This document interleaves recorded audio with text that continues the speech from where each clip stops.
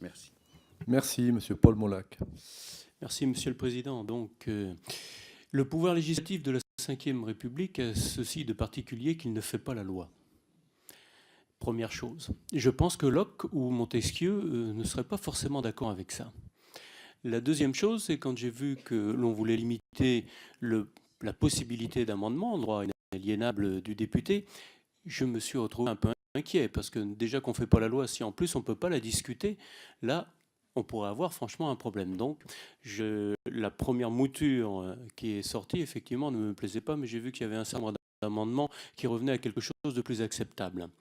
La deuxième qui m'intéressera particulièrement, c'est évidemment la libre administration des collectivités locales. Et là-dessus, je dois avouer que je n'ai pas forcément été rassuré.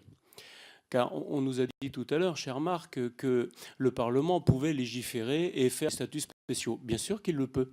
D'ailleurs, il y en a. La Nouvelle-Calédonie, le statut d'Alsace-Moselle. Donc ce n'est pas un problème. Là, ce que demandent les collectivités locales, ce n'est pas que le Parlement légifère pour eux, c'est qu'ils puissent avoir le pouvoir réglementaire, en tout cas l'adaptation de ce pouvoir. C'est ça l'essentiel. Le reste, ça peut rester comme c'est déjà. On n'a pas besoin de changer la Constitution. Donc je pense que là, on a quelque chose d'important. La même chose pour la Corse. Il ne suffit pas d'inscrire la Corse dans la Constitution pour qu'elle ait un statut particulier. D'ailleurs, elle en a déjà un. Je pourrais rappeler le 75.1 sur les langues régionales font partie du patrimoine de la France, qui pour l'instant est juste une inscription dans la Constitution qui n'a donné pas une loi sur le sujet. Donc on voit bien que de mettre quelque chose dans la Constitution, ça peut être un trompe-l'œil. Donc je le dis parce que je le regarderai évidemment.